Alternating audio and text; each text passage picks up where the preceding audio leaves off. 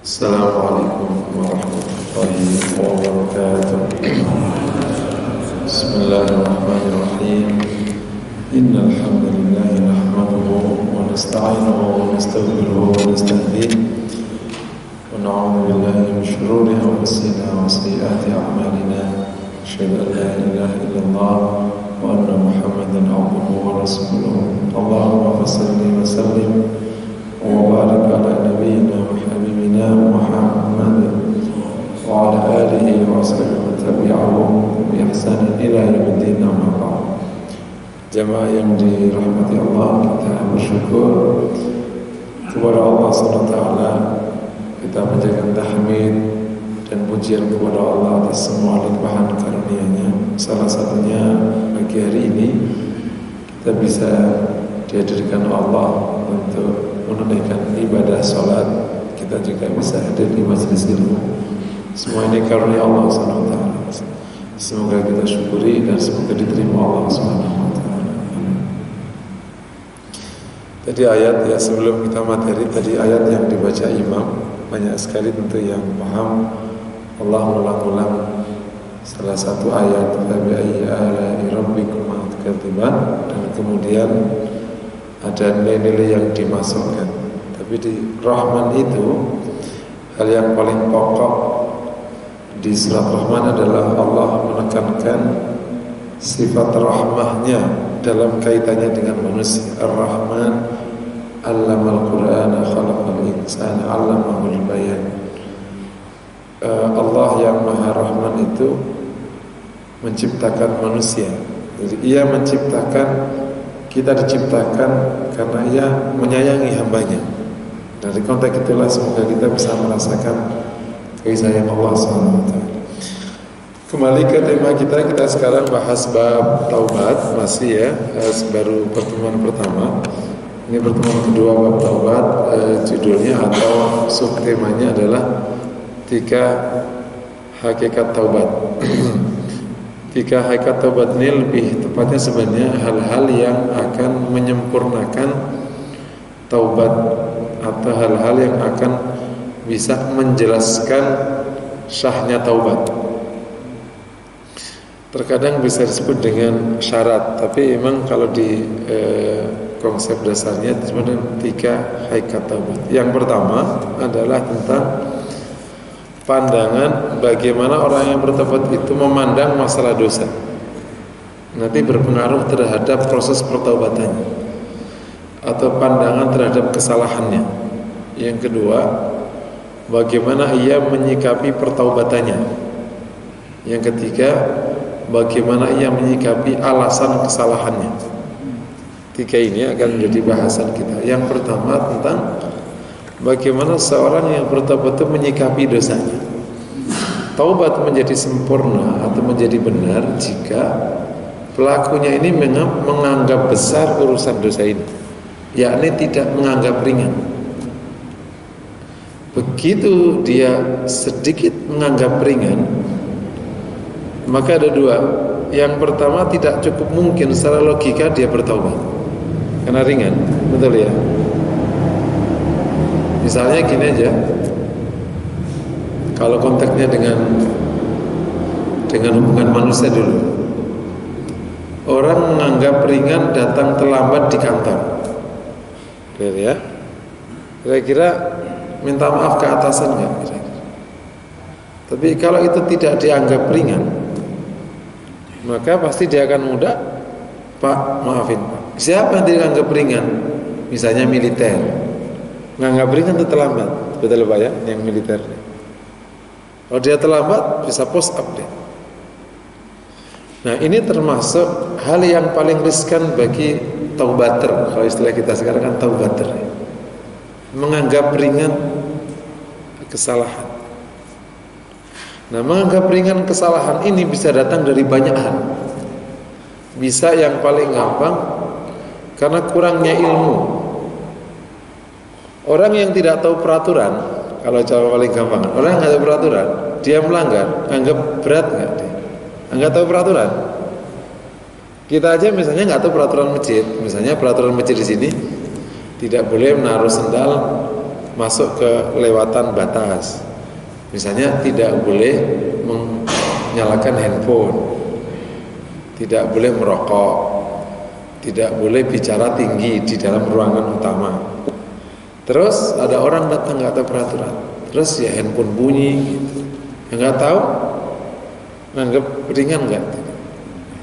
Ini juga akhirnya kalau untuk kita umat terakhir ini juga jadi perkara karena saking sedikitnya ilmu syariat yang masuk di benak kita.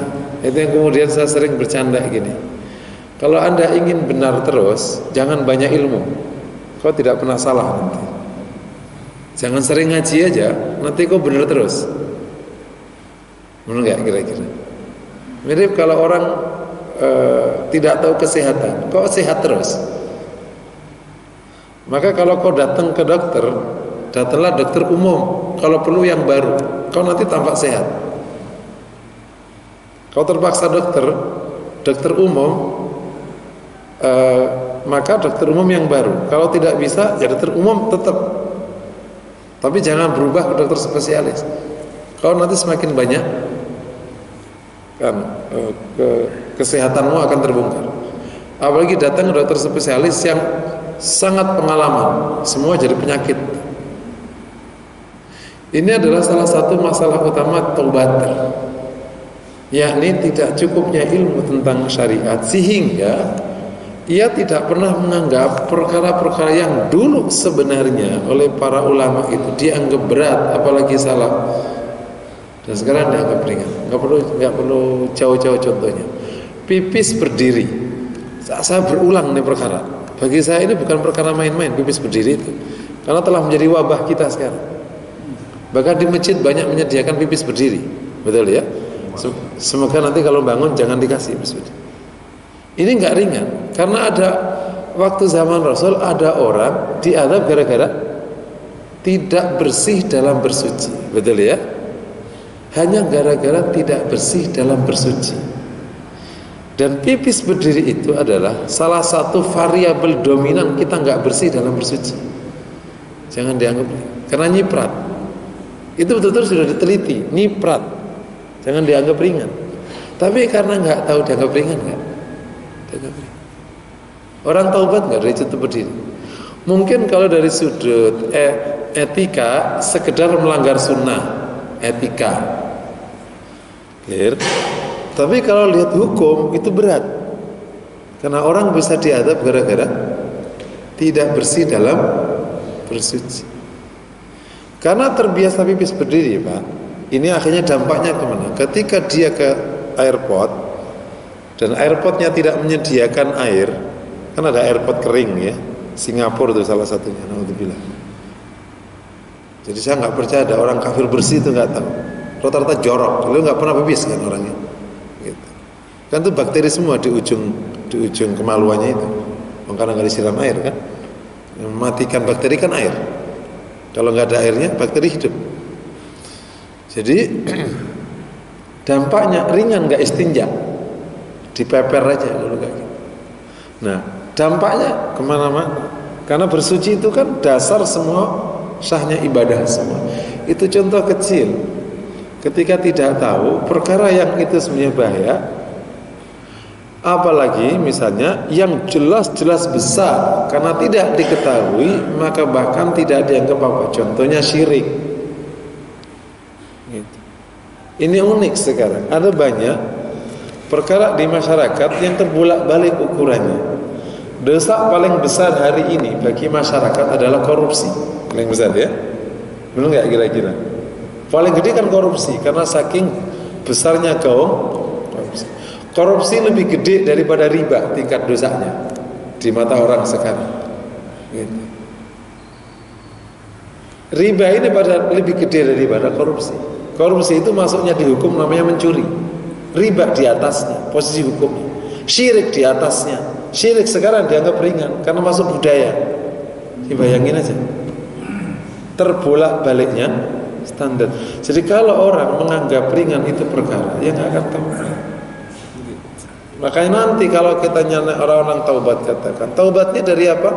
Paling perkara yang tampak, dari zina biasanya, dari mencuri, dari makan haram. Taubat yang lain, taubat dari syirik.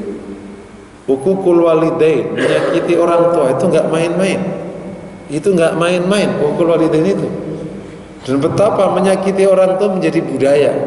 Atas nama apa? Keluarga sekarang, keluarga inti kita sekarang nih. Itu kalimat frame berpikirnya yang tidak lengkap menyebabkan banyak perkara yang semestinya jadi perkara besar tidak mirip ginilah. Kalau kita nggak tahu masalah mobil, kita nggak tahu masalah apa. Ini mobil sudah bahaya sekali. Bagi kita pakai nggak tuh kira-kira? Supir angkot itu kalau tahu masalah mobil, dia nggak akan berani nyupir angkot tuh. Saking bahayanya kendaraan yang ia gunakan. Tapi ya jalan-jalan aja. Ini bisa sebabnya kenapa bisa menganggap ringan itu perkara, karena mungkin kurang cukupnya ilmu. Yang kedua, kurang cukupnya makrifah kepada Allah, yakni ta'zimul amir, memuliakan yang merintah. Bisa jadi memang, bisa jadi secara hukum itu dosa kecil. Jadi akhirnya sekarang tidak bicara hukum. Kalau tadi hukum, bisa jadi secara hukum itu dosa kecil yang bisa dihapus lewat sedekah, sholat, wudu. Contohnya salaman sama cewek. Salaman cewek itu dosa nggak sih? Mau nanya Pak. Halo. Salaman sama cewek itu dosa nggak sih? Dosa nggak Pak? Dosa nggak? Salaman. Salaman sama cewek. Enggak. Gini-gini nih ya, makanya perlu banyak belajar ilmu ini kayak gini-gini nih. Gini-gini. Ya. Jangan mencari-cari, perlu clear fikihnya. Nanti fikihnya cari fikih ulamanya yang memang bertakwa, bukan ulama yang nyari justifikasi. Kalau nanti ustadznya, kiainya, pemikirnya, penceramahnya suka cari justifikasi, lama-lama LGBT boleh loh. Serius. Beberapa media sudah mulai melahirkan banyak pandangan orang-orang LGBT boleh atas nama apapun. Hukum itu tergantung engkau mau mainkan kayak apa. Kok konstruksi hukum? Ya misalnya contoh salaman, jangan dianggap ringan. Kan insya Allah selesai salaman dengan wudu. Kan gitu kalau kita bicara hukum. Ya. Salaman, cium itu satu paket hukum, yakni sentuhan. Jangan kalau salaman boleh, kalau cium nggak boleh gitu. Salaman, si cium pipi sama. Satu paket, namanya bersentuhan. Menggerengnya aja beda. Lah gerengnya beda karena udah terus sering salaman. Lama-lama kalau sering cium pipi juga gerengnya sama, nggak ada kan? Sama. Gerengnya malah sama-sama lagi ntar. Jangan dianggap ringan dosa. Tapi lihatlah siapa yang kau langgar. Ini ungkapan keren banget. Saya memahamkan konsep ini. Ketika seorang anak itu demikian baik hubungannya sama orang tuanya, itu Allah tidak bisa dibandingkan dengan siapapun ya. Hanya memahamkan saja. Ayah ini luar biasa baik dengan anaknya, sayang dan seterusnya dan seterusnya. Clear.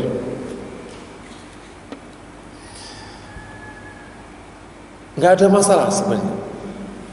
Cuman anak ini merasa salah banget karena sebelum meninggal itu ayahnya pernah berkata begini aja, Dik, nanti kalau kamu pergi ke sana kampung, nanti tolong kunjungin ke makam mamanya mama ya.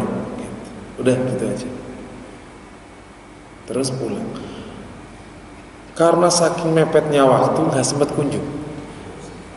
Sampailah dia sampai ke rumah, nggak juga lupa bilangin. Akhirnya mamanya sakit, meninggal. Anak yang punya hubungan baik sama orang tuanya ini nyesel banget tuh ya. Kenapa ya? Aku nggak bilang. Terus padahal kan aku sebenarnya bisa nyempetin. Kenapa? Ini kan permintaan mama terakhir. Paham kira-kira? Jangan dilihat cuman ke makamnya, tapi lihatlah siapa ya minta. Mamamu yang kau sayang. Semakin besar, semakin besar, semakin agung, semakin tinggi letak yang merintah di hatimu, semakin besar letak kesalahan itu kepadanya, meskipun statusnya bisa kecil. Semakin besar cinta seseorang, maka semakin besar tingkat kesalahan jika ada pelanggaran. Betul ya? Seorang yang lagi menikah dipesenin nikah, lagi besar-besarnya cinta, betul ya? Lagi menikah. Kalau sekarang masih besar nggak Pak? Udah 25 tahun gitu. Besar-besarnya. Mas, tolong ya nanti kalau lewat, biasa dulu lewat yang situ tuh, ambilin bakso kesukaan aku ya. Kan kamu lewat situ kan? Iya. Lupa. Oke deh, nggak apa-apa. Maafin ya, maafin. Sorry banget. Bukan aku sengaja tadi itu bener-bener. Sebenarnya sih, ya sorry banget. Nggak apa-apa mas, nggak apa-apa. Enggak, tapi sorry banget. Takutnya kamu nanti nganggap aku nggak sayang, nggak apa. Enggak kira-kira. Perasaan itu hadir kepada manusia. Kenapa nggak bisa hadir kepada Allah? Itu saking belum makrifahnya hati ini kepada Allah. Bahkan terkadang masih merasa nyaman dimurkai Allah. Sekedar dibenci itu berat bagi mukmin. Ini yang kemudian kalau konsep fikih kan ada sunnah sama makruh ya, sama makruh kan. Makruh itu kan nggak diadab, tapi kan dibenci, betul ya? Ketika tahu perkara ini yang benci itu Allah, bagi orang mukmin nggak main-main ngelakonin makruh itu. Makruh aja. Makruh itu dibenci. Kayak tadi, tahu Allah nggak sama dengan saya pun. Istrimu nggak sampai memintamu cerai, tapi dia udah nggak nyaman. Padahal tadi belum sampai nggak nyaman, sekedar khawatir nggak nyaman, sudah minta maaf sebanyak enggak kira-kira. Bukan karena ini dosa kecil atau besar. Khawatir Allah membenci kita, khawatir itu sudah membuat dia harus. Itulah letaknya Umar sampai harus letaknya Umar sampai harus melepas tanahnya karena dia menyebabkan terlambat datang salat. Bayangkan, Allah besar sekali nilainya di hatinya. Ia tidak mau ada sesuatu apapun, sekecil apapun, merenggangkan hubungan dia dengan Allah. Gak mau sedikit. Orang kayak gini besar gak itu kesalahan nilainya?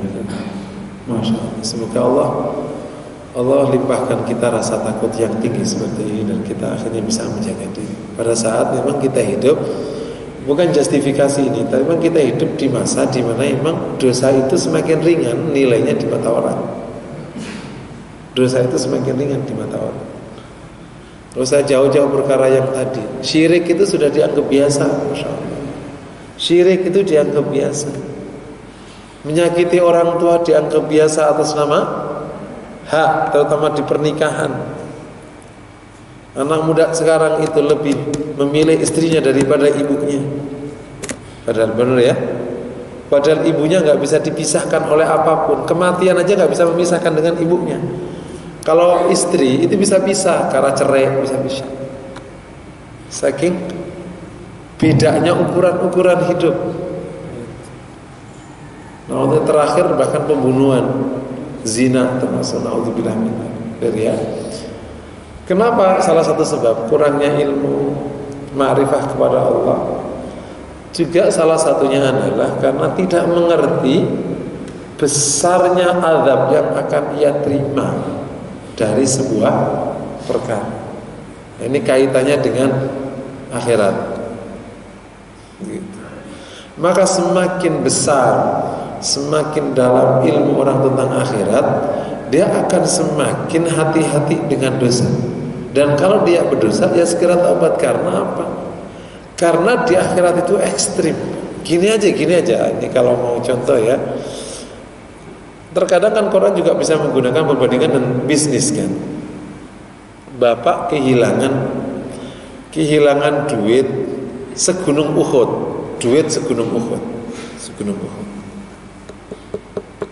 Nyesel nggak? Ada duit segunung Uhud. Paham? Nyesel nggak? Nah, orang layat jenazah itu segunung Uhud. Ya, Rasul ngasih gambaran sampai sedetail gitu. Nah, kita nggak ikut melayat jenazah, itu dosa nggak sebenarnya? Kan nggak dosa kan? Orang nggak ikut melayat jenazah itu dosa nggak? Nggak dosa. Hanya kehilangan sunnah muakkadah dari ya. Kan itu hukumnya sunnah. Tapi kalau pahala itu dikasihkan, kita nyesel nggak? Kenapa nggak ikut melayat jenazah? Itu baru kehilangan pahala. Kita ini nguber duit nggak sampai segunung Uhud di dunia ini, nggak sampai segunung Uhud. Dan kita sering kehilangan segunung Uhud setiap hari. Kita ada kisah rahib yang mencoba untuk memanas-manaskan dirinya di api. Masih ingat ya? Kan dia terdorong untuk dosa, tapi akhirnya coba kuat nggak? Dia panggang itu sih jarinya. Kuat jari yang pertama, kuat, tapi ujungnya dia nggak kuat, seluruh sakit atas jari yang terbang. Dia pikir di dunia saja api sudah membuatku panas seperti ini, dan api di akhirat itu 70 kali lipatnya api di dunia. Ya. Semoga saya tidak salah hafalan, karena ini dari sunnah Nabi. 70 kali lipatnya panas api dunia. Karena kan api dunia itu 1 dari 70 panas yang Allah ciptakan. 1 dari 70 panas. Dan dengan 1 panas ini Allah sudah terangi dunia ini. Nah, matahari itulah. Masih ada 70 kali lipat. Kalau tahu dampak ini, itu namanya sikap kita terhadap dosa. Masya Allah. Makanya kalau kontak kayak gini nih ya, Bapak Ibu, kita bersyukur Allah itu maha terima taubat. Allah terima. Kalau tidak, lenyap. Kalau Allah itu tidak terima taubat, pokoknya kesalahan sikat, kesalahan lenyap. Ya, ini. Nah, tadi kan ada masalah ilmu, hukum misalnya. Ada masalah ma'rifatullah, ada masalah akhirat. Kita harus pelajari banyak agar nanti taubat kita sempurna. Karena kalau ini nggak masuk, akan berdampak nanti ke penyesalan. Ini nggak nyesel. Jadi nanti rukun taubat nggak akan jalan. Gitu. Gimana taubat? Wong yang mau nganggap ringan. Ya minta ampunnya ya nanti kayak jatuh ketika istighfar, astagfirullah. Gitu. Bukan taubat kan itu namanya. Enggak usah jauh-jauh. Allah enggak bisa dibandingkan dengan siapapun. Minta maaf sama orang tua gini, maafin ya, maafin. Maafin udah gitu aja, maafin. Maafin enggak kira-kira? Minta maaf sombong lagi. Ada istri salah sama suami, maafin ya Pe, maafin lah, maafin. Apaan sih gitu aja nggak maafin lah, maafin nggak? Ya karena tidak merasa dosanya gede-gede amat. Masya Allah. Ya, ini bab tentang sikap terhadap dosa. Nanti berdampak terhadap kesempurnaan taubatnya. Nah, semakin paham ilmu, semakin ma'rifah kepada Allah, semakin paham akhirat, maka dosa sekecil apapun itu besar di matanya. Inilah salaf. Nah, menarik. Sahabat mengatakan dulu perkara yang sekarang kau anggap ringan itu di zaman Rasul sudah kami anggap berat. Itu betul. Masih ingat nggak kisah seorang laki-laki yang lihat cewek tapi kelamaan? Sahabat. Nah, kalau Nah, itu kan rezeki, benar ya. Nah, tapi terus gini namanya maksiat. Nah, kan terus gitu, akhirnya kejedot tembok kan ya, sampai berdarah. Ingat nggak kisah saya? Allah kasih peringatan sampai kejedot tembok. Gara-gara ngelihat. Karena di saat itu perkara besar. Sekarang perkara wajib. Bukan besar ya, wajib. Kalau nggak ngelihat cewek kayak begitu, dianggap tidak normal. Lo nggak normal ya? Masa ngelihat gue nggak ada rasa-rasanya? Lo kok aneh jadi cewek-cewek sekarang? Clear ya? Itu yang pertama. Hakikat yang kedua sekaligus yang akan menyempurnakan taubat itu adalah tentang ittihamu taubah, tentang sikap kita terhadap taubat. Apa maksudnya? Orang justru taubat menjadi sempurna kalau dia menyaksikan pertaubatannya. Kalau orang taubat kemudian kalau ada taubat aman. Nah yang kayak gini ini justru khawatir taubatnya malah ditolak. Karena salah satu tanda orang itu taubatnya diterima, dia sepanjang hidupnya itu khawatir. Kapan dia merasa aman? Setelah nanti dibilang padanya salamun qaulam mir rabbir. Kapan itu? Di akhirat. Khauf itu terus muncul. Tentu nanti di samping ada berharap diampuni, tapi tidak hilang. Terus hilang merasa aman. Kalau sudah merasa aman, khawatir ini penyakit nifak. Karena yang merasa aman itu orang munafik. Walladzina yu'tuna ma atau wa qulubuhum wajilah. Dan orang-orang yang terus bersedekah dengan apa yang ia punya, yang diberikan oleh Allah padanya, sedangkan hati mereka terus khawatir. Aisyah bertanya, ya Rasulullah, apakah mereka orang munafik? Kata Rasulullah, bukan, justru mereka orang yang beriman. Gitu. Makanya antum lihat kemarin di sesi pertama taubatnya, yang diperintah taubat itu siapa? Orang mukmin. Ya ayyuhalladzina amanu tubu ilallahi jami'an. Tubu ilallahi jami'an ayyuhal mu'minun la'allakum. Orang mukmin. Laki-laki ini saudaraku, ini juga kita khawatir. Kita sering merasa aman. Kenapa Pak sering merasa aman? Karena yang pertama tadi nggak lengkap. Ilmu tentang akhirat itu nggak lengkap. Tentang detailnya hisab. Detailnya hisab itu. Saya kadang bayangin ya, kan salah satu yang hisab itu harta.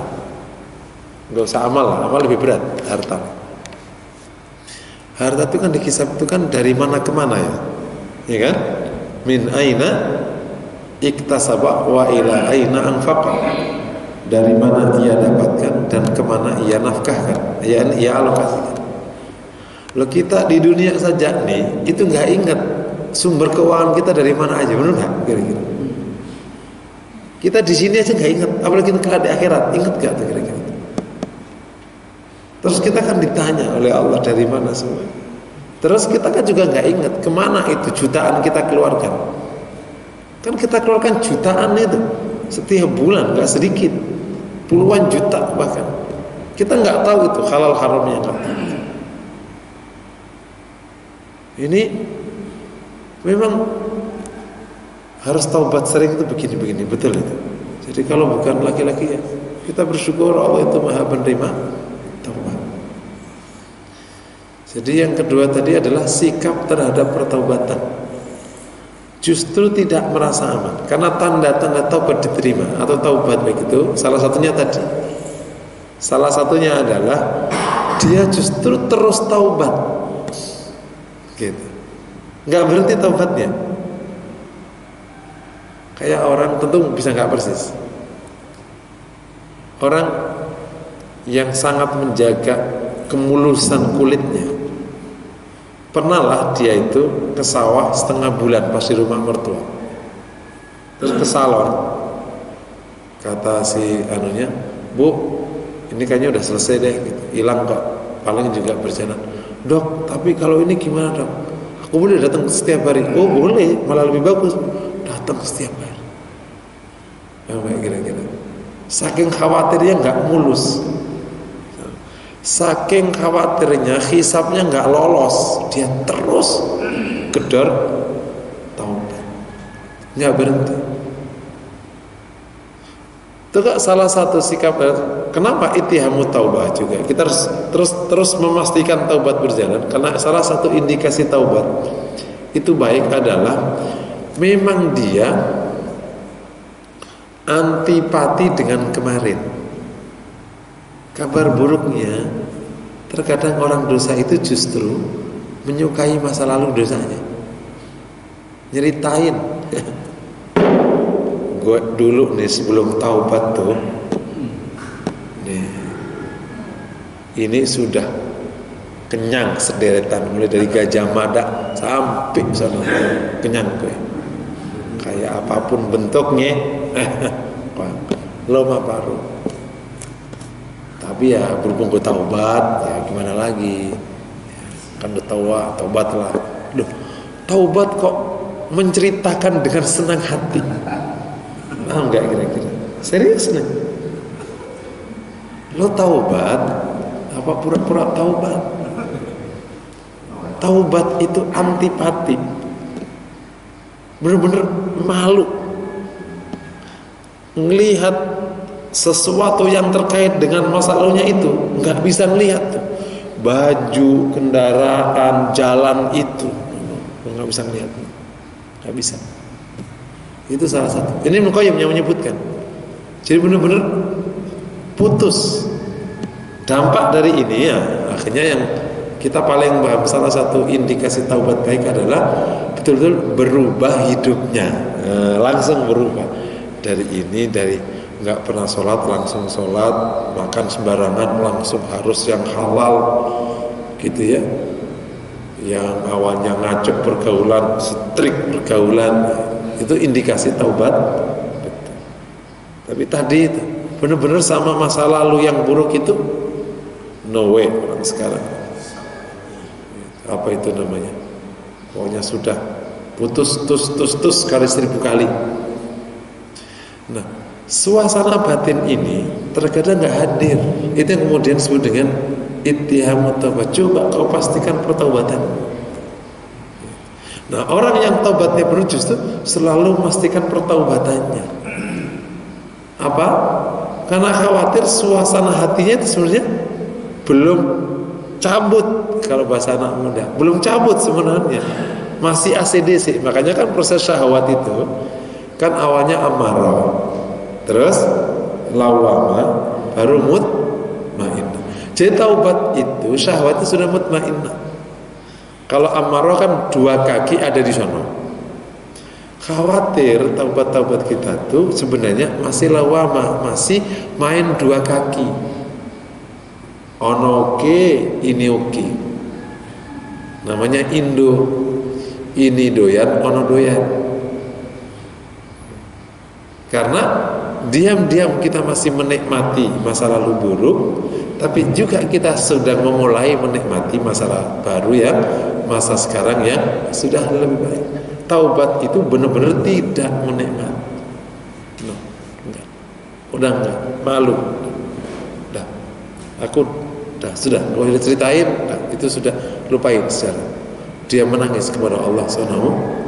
Ini namanya sikap terhadap pertaubatannya. Nah, kalau saya melihat ini, oh gitu ya.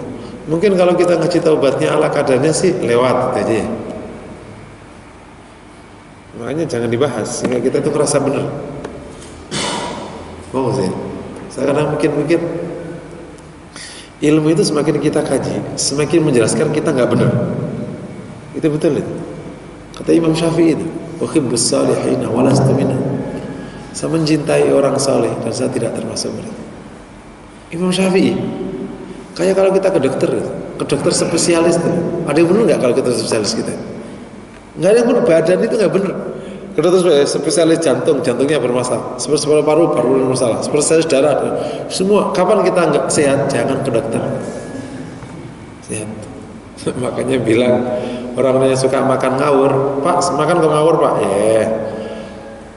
Sakit adanya di lab, di sini Pak nggak ada. Begitu tiba-tiba main kasti langsung terjerembab mati. Nah itu namanya ya nggak pernah sakit itu, makanya langsung terjerembab. Padahal itu sudah kolesterol udah tinggi, darah udah tinggi, karena nggak merasa sakit. Tapi kita bersyukur karena memang semakin kita banyak ilmu, semakin kita mencoba menetapi aturan-aturan Allah Subhanahu. Lawang yang mencoba menetapi aja belum tentu selamat kok di akhirat, betul kan? Apalagi yang tidak mencoba Itulah Umar bin Abdul Aziz, Khalifah mulia yang berlimpah karunia, berlimpah semuanya yang dicari orang sekarang. Tapi ia setiap malamnya menangisi dirinya, khawatir nasibnya kelak di akhirat tidak selamat. Padahal semua orang sepakat dia mungkin orang yang paling baik di masanya. Setiap malam menangisi. Gitu. Itulah Umar. Siapa yang tidak yakin akan keselamatan Umar? Wong sudah dinyatakan oleh nabinya Rasul sallallahu alaihi wasallam. Dia min ahlil jannah.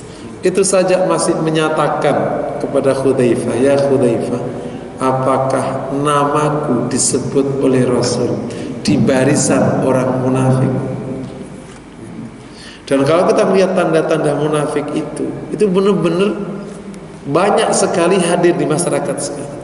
Namanya apologi, namanya ngeles.com, meringan-ringankan dosa, bahkan menyiar-nyiarkan dosa. Itu semuanya perilaku munafik. Jadi yang paling khawatir kalau konteks kita bangsa kita itu sebenarnya bukan sikap kufur, tapi sikap nifak yang paling dekat. Karena kan udah muslim kan. Cuma karena kan nifak kan setelah Rasul tidak ada kan nggak ada namanya. Ya, akhirnya oleh Imam Malik namanya zindiq. Dia masih suka dosa dan bangga dengan dosa. Itu yang kedua. Yang ketiga adalah sikap terhadap alasan dosa. Ada ungkapan yang cukup berkembang di masyarakat. Pak, masjid dong. Gak usah ngajak. Kalau gue dapet hidayah, gak usah ke masjid. Pakai nyuruh juga. Gitu. Terus gini, kok kamu sekarang gitu sih? Lah ini kan juga takdir Allah. Emang kalau bukan takdir Allah saya bisa begini? Iya. Udah namanya udah takdir. Mau gimana lagi? Sering dengan ungkapan begitu. Saya mau nanya, ketika ada orang punya pemahaman seperti ini ketika menyikapi kesalahan, bisa taubat gitu? Ini termasuk salah satu pola berpikir yang fatal menyikapi kesalahan. Udah salah, make justifikasi qada qadar sebagai kesalahannya. Jadi yang salah itu Allah jadinya. Ini jangan dianggap remeh. Udah salah, nganggep yang salah itu Allah, karena Allah gak ngasih hidayah padanya. Ada sebuah riwayat dari Rasulullah SAW diriwayatkan oleh Imam Tirmidzi. Seorang sahabat langsung artinya, seorang bertanya, ya Rasulullah, kenapa kita harus minum? Ada air yang harus kita minum. Kenapa harus banyak yang teh? Kira-kira, nah kalau Allah takdirkan kita nggak haus kan nggak haus saja. Kata Rasul, kita melakukan itu justru dengan takdir Allah. Yakni engkau minum itu takdir Allah. Engkau minum itu takdir Allah. Ini kemudian disebut menolak takdir dengan takdir. Betul, tidak mungkin terjadi dosa kecuali atas izin Allah. Tapi taubat itu juga izin Allah. Amin. Tidak mungkin orang salah kecuali atas takdir Allah. Tapi engkau disuruh taubat itu juga takdir Allah. Perintah Allah enggak itu? Perintah itu kan takdir juga, bukan? Jadi kalau ada orang dia kehausan terus nggak mau minum, alasan takdir Allah, kok matinya maksiat, bukan matinya pasrah pada Allah, maksiat, karena melanggar takdir Allah. Apa itu takdir Allah? Harus usaha. Kalau ada orang membiarkan dirinya dosa, alasannya belum dapat hidayah, mati maksiat, bukan dianggap dia benar karena nggak dapat hidayah, karena dia wajib melaksanakan takdir Allah, yakni mencari hidayah. Kan takdir itu dua, takdir kauni sama takdir syar'i, ketetapan Allah di alam semesta dan ketetapan Allah di syariat. Menyelesaikan dosa itu ketetapan Allah di syariat, wajib kau kerjakan. Nah, nanti insya Allah akan yang menyelesaikan. Jadi setiap manusia wajib mengupayakan terhindarnya alasan dosa, agar nanti Allah berikan pertolongan kita tidak berdosa. Tidak boleh orang membiarkan sebuah sebab dosa kemudian dia menikmati dosa. Saya berikan contoh. Ini kejadian. Ustaz, kerjaku ini haram, jelas. Gimana ya? Kalau nggak kerja, anakku nggak makan. Kalau kerja haram. Terus gimana Ustaz? Ya, sekarang kamu cabut, ngelamar kerjaan yang lain. Nggak gampang Ustaz nyari kerjaan. Kalau ada orang digituin Ustaznya ngomong nggak gampang nyari kerjaan. Kalau saya yang ditanya, inti mau tobat atau kagak? Kalau mau tobat nyari kerjaan, nanti Allah kasih rezeki. Rezeki yang Allah jatuhkan kepadamu di tempat haram itu kan bisa kau selesaikan dengan takdir yang lain, yakni kau cari rezeki yang halal dan Allah takdirkan padamu. Benar nggak kira-kira? Orang dapat istri haram, istri haram ya, terus membiarkan dirinya haram, bawa lari istri orang, istri haram tuh, terus hidup bareng. Namanya udah takdir Ustaz, jodoh. Sering nggak ngomong kayak gitu-gitu? Engkau bisa selesaikan takdir ini dengan takdir yang lain, yakni kau pisah takdir juga, itu takdir. Lah kan jodoh, jodohmu sampai situ. Nanti kamu nyari yang halal, itu takdirmu. Sering keluar di otak ini. Dan itu bagian jebakan setan. Nanti kaitannya dengan setan. Setan itu menjebak orang dengan berbagai macam hal. Salah satunya mencoba menyandarkan kesalahan ke qada-qadar, menyandarkan kesalahan ke belum turunnya hidayah, menyandarkan kesalahan ke kelemahan manusia. Namanya juga manusia Ustaz. Ya kalau salah ya maklum lah. Itu sama. Masih ingat kemarin ya? Salah satu hal baik yang kita tangkap dari taubat itu adalah menjelaskan bahwa manusia itu memang salah. Cuman bedanya, saya bahkan mengatakan salah itu baik, betul ya? Cuman bedanya, kalau orang mukmin salah ini nggak dibiarkan dan tidak dicariin justifikasi. Salah ini diselesaikan. Kalau orang munafik salah ini dikasih justifikasi, dikasih judul. Namanya juga manusia, boleh dong salah gitu.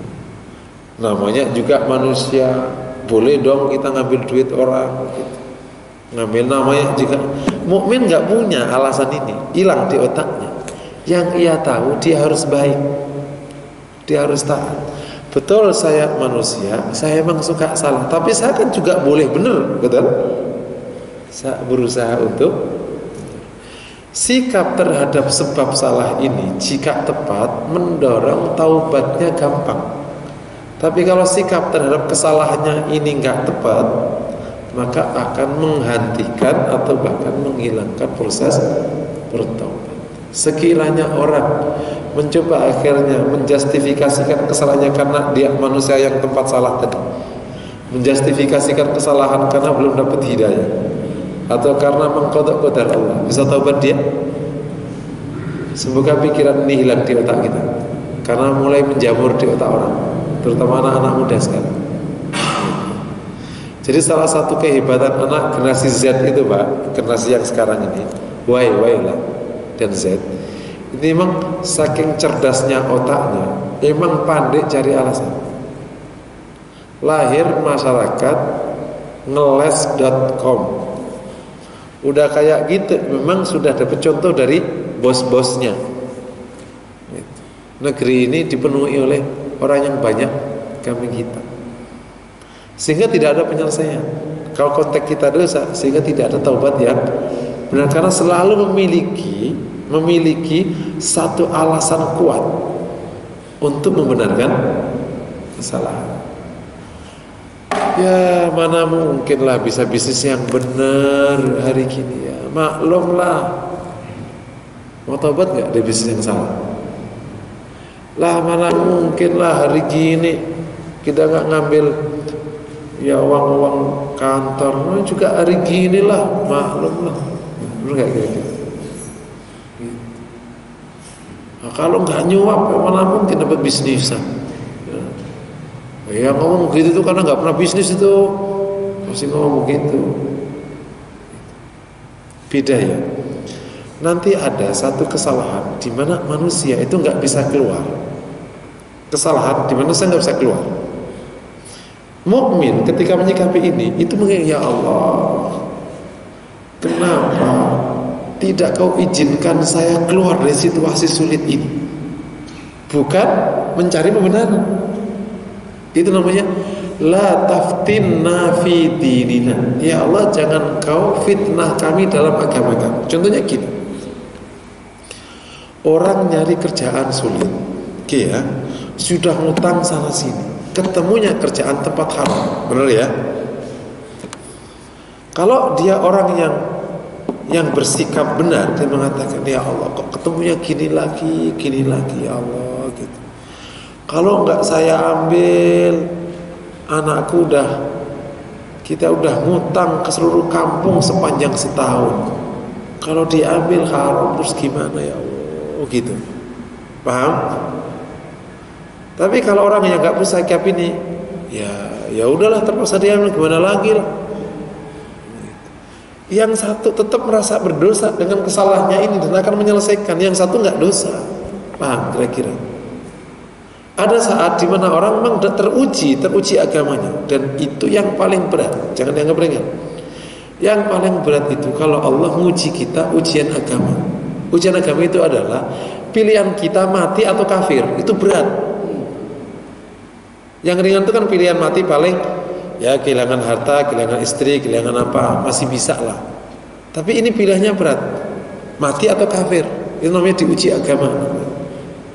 Termasuk di bawahnya makan haram atau enggak mati, makan haram atau mati, makan haram atau kelaparan, namanya gitu ya, makan haram atau dibunuh, itu namanya diuji agama.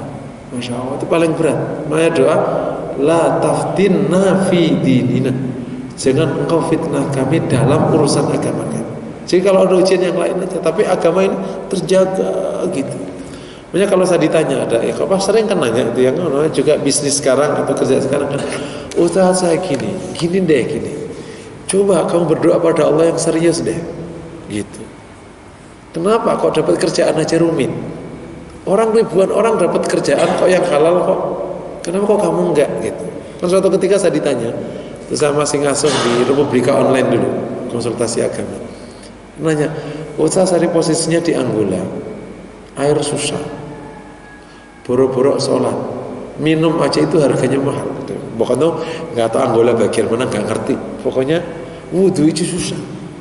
Boro-boro dipakai, boro-boro wudhu, minum aja juga susah, udah mahalnya tak terkira. Alah, boro-boro jamaah, boro-boro Jumatan. Jawaban saya, Saya nggak mau jawab hukumnya dulu. Mas, nyari kerjaannya rumit amat gitu. Serius aku ngomong kayak gitu. Coba kau minta sama Allah dikasih kerjaan yang ringan dekat Mekah kayak sama-sama kerja kan, di Medina kayak atau di tempat Muslim kan bisa, nggak harus ke tempat yang rumit kayak begitu. Gitu. Coba kau urut hatimu, jangan dari awal kau nggak pernah minta taat pada Allah, mintamu duit banyak, nah dikasih kan. Makanya kalau minta itu ya Allah berikan kami rizki berlimpah dalam ketaatan gitu. Jangan rizki berlimpah tapi nggak taat nyahok nih sekarang gitu. Berat kan akhirnya. Sementara gajinya kan nggak sedikit Pak di Angola ya. Waduh gajinya Masya Allah gitu ya. Tapi begitu tantangannya ya nggak sholat, ya nggak wudhu, ya nggak jumatan, rumit amat. Tapi sekira nggak ada pilihan, nah baru kita bicara hukum namanya darurat. Nah, terus kasih ya cerita panjang lebar. Nah, tapi kalau di dunia ini darurat mulu, ya kalau nanti di akhirat ya jangan minta surga beneran ya surga darurat. Nah, untuk bilang minta ada nggak surga darurat? Nah, itu kan orang dapat balasan sesuai dengan amalnya. Itu contoh ya sikap terhadap alasan dosa. Setan akan dorong kita. Nanti mungkin pertemuan berikutnya itu akan dorong kita menjustifikasi kesalahan kita. Gimana caranya supaya kita tidak masuk pintu taubat? Kalau kita punya alasan, kan akhirnya nggak taubat kan? Kalau nggak taubat, setan senang. Minimal dia nggak taubat, syukur-syukur terus, Masya Allah. Gitu. Dan banyak sekali case baik setan manusia atau setan jin yang membuat kita merasa tidak perlu berdosa. Ya, apalagi kurang ilmu, kurang makrifat, pergaulannya luas, kondisinya sekarang nafsu tinggi, hasrat tinggi, obsesi tinggi, justifikasi keluar. Tapi insya Allah dengan hidayah Allah kita tahu apa yang harus kita kerjakan. 3 ya tadi ya. Yang pertama tentang sikap terhadap dosa, ringan atau tidak dianggap ringan. Kedua, sikap terhadap taubatnya sendiri, merasa aman taubatnya atau masih terus dikontrol taubat. Yang ketiga, sikap terhadap alasan dosanya. 3 ini harapannya bisa mendukung kesempurnaan taubat kita dengan izin. Mungkin demikian yang dapat saya sampaikan. Assalamualaikum warahmatullahi wabarakatuh. Jadi memang salat taubat itu ya salat sunnah yang diisinya taubat ya. Tapi yang rajih boleh itu memang disunnahkan ada salat taubat. Yang rajih karena banyak pendapat masalah ada nggak salat taubat atau nggak ada. Tapi yang rajih ada, cukup kuat lah ininya dasar hukum. Terus pertanyaan apa saja yang perlu ditaubati di sana? Seluruh dosa. Dosa itu baik kecil atau besar. Nah, dosa besar itu kata Ibnu Taimiyah itu 70. Gede ternyata, nggak sedikit dosa besar itu. Dari mana kita bisa tahu dosa? Kita bisa ada buku kecil Pak, buku kecil yang dikaji anak-anak pesantren di usia dasar dan termasuk fikih syafi'iyah yang dasar, Sulam Taufik. Bapak Ibu bisa cari buku ini. Itu ada dosa mata, dosa telinga, jadi gampang kita, dosa tangan, dosa hati gitu. Nanti ada jenis dosa di situ. Beli buku Sulam Taufik namanya. Itu ada jenis-jenis dosa. Kalau tidak ya cari informasi apa saja, semua jenis dosa. Dosa bisa lahir dari 2 hal.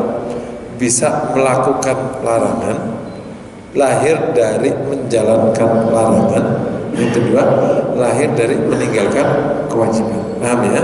Berarti harus tahu larangan itu apa saja, kewajiban itu apa saja. Sehingga kalau kewajiban ditinggalkan berarti menjadi dosa, larangan dikerjakan menjadi dosa. clear ya. Ini yang pertama. Tapi bagi orang yang terus menaiki tangga kemuliaan, taubat bukan hanya dari dosa, tapi taubat dari tidak sempurna yang menjalankan kewajiban. Contoh, sholat, kita sudah sholat, oke, secara hukum udah nggak dosa, tapi kira-kira benar nggak sholat kita? Nah, kita taubat. Wong sholat sudah 50 tahun kok begini kualitasnya. Nah, itu ditaubati. Namanya kita sebut dengan tidak menunaikan hak Allah dengan penuh, yakni taubat dari ketidaksanggupannya atau ketidakmampuannya menunaikan hak Allah dengan penuh. Itu contoh sholat. Contoh yang lain-lain. Nanti termasuk taubat terus yang lain, termasuk taubat dari masalah kaitannya dengan kesempurnaan hati. Kan ada sekitar 111 maqam, yang wajib itu 9. Taubat dari kenapa tidak sempurna ini si kebersihan hati. Nah, itu termasuk juga kadar keikhlasan, kadar tawakal, kadar syukur. Makanya nih Pak, kalau kita sedang ngaji kayak gini nih ya, Masya Allah, kita nyebutnya Allah itu untung ya, masih beruntung. Allah itu Maha Rahman, Maha Terima. Dan untung orang mendapat surga itu bukan karena amal. Kalau karena amal lewat. Makanya harus banyak mohon pada Allah. Itu disunahkan taubat setiap hari itu ya, taubat setiap, terus mohon pada Allah rendah hati, jangan pernah merasa sombong, terus nggak butuh pada Allah, nggak butuh rahmat Allah, merasa sudah baik lah, insya Allah. Nggak mas. Mungkin mau Oke. Yang pertama itu sebagai sunnah Rasul kepada umatnya. Kan Rasul kan harus berikan contoh pada umatnya tentang hal yang wajib dikerjakan umatnya. Yang kedua, ini bagian dari apa yang disebut dengan semakin orang itu dekat dengan Allah, semakin besar cintanya, semakin besar, maka semakin terus memperbaiki diri, meskipun nggak ada kesalahan. Gitu. Dan itu betul. Gitu. Meskipun kalau faktanya kan ada teguran Allah kepada Rasulullah, itu mas ini menjadi proses tersendiri, kayak di abasa wa tawalla dan lain sebagainya. Gitu.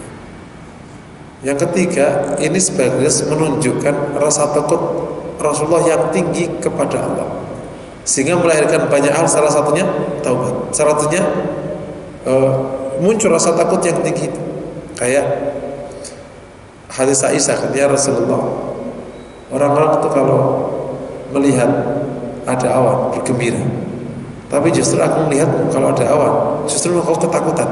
Kenapa itu? Kata Rasulullah, apa jaminannya awan itu tidak berubah menjadi awan azab?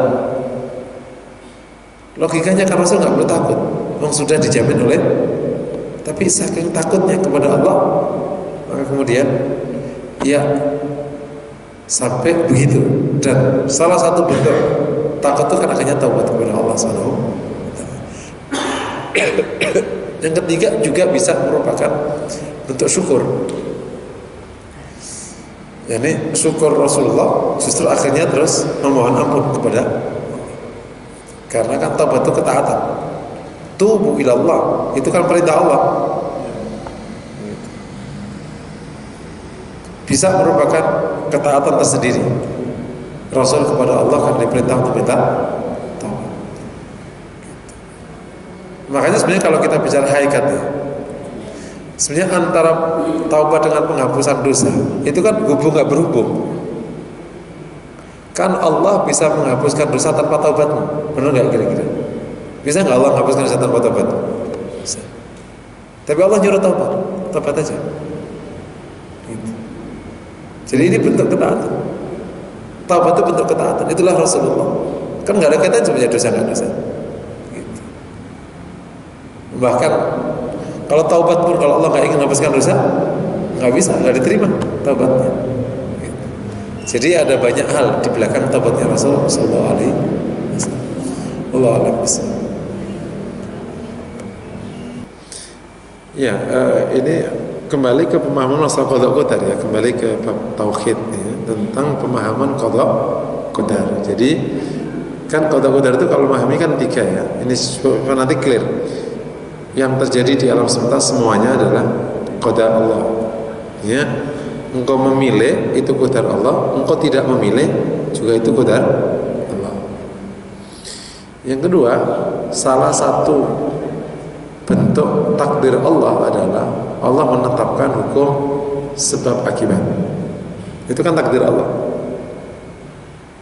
Salah satu bentuk takdir Allah, Allah tetapkan hukum syariat. Hukum syariat itu takdir Allah. Makanya orang wajib begini, orang wajib begini. Salah satu bentuk takdir Allah tadi sebab akibat, yakni engkau kalau ingin ini ya harus begini. Oke. Jadi ketika orang menjalankan syariat, dia menjalankan takdir Allah. Ketika dia mengambil sebab, dia menjalankan takdir Allah. Waktu dia menerima hasil, juga takdir. Nah, oleh karena takdir ketemu takdir ini, maka manusia harus taat pada Allah di syariatnya, mengambil sebab dengan baik dan tawakal kepada Allah. Itu kaidah dalam memahami qada qadar ya. Jadi kalau ada orang diharapkan satu hasil bagus, tapi ada mudarat. Saat kemudian dia tolak juga ada mudarat. Dua-duanya pilihannya takdir Allah. Kau pilih yang mana itu takdir Allah. Pasti Allah akan jatuhkan ke yang ia kehendaki. Bagi manusia di konteks seperti ini sudah Allah bekali namanya syariat. Itu takdir Allah. Terus gimana? Gunakan syariat untuk memutuskan kau pilih yang mana.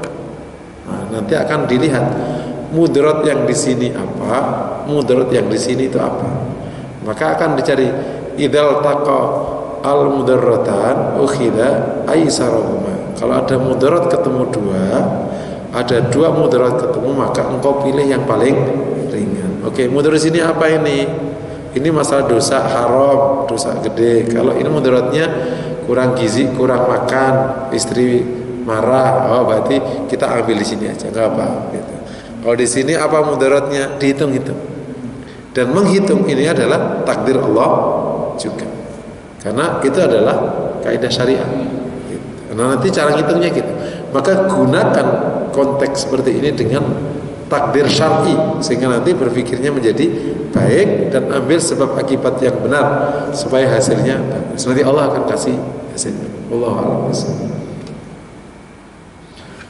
Cukup ya, kita akhiri dengan doa kafaratul majelis. Subhanallahumma wa bihamdihi asyhadu an la ilaha illa anta astaghfiruka wa atubu ilaik. Assalamualaikum warahmatullahi wabarakatuh.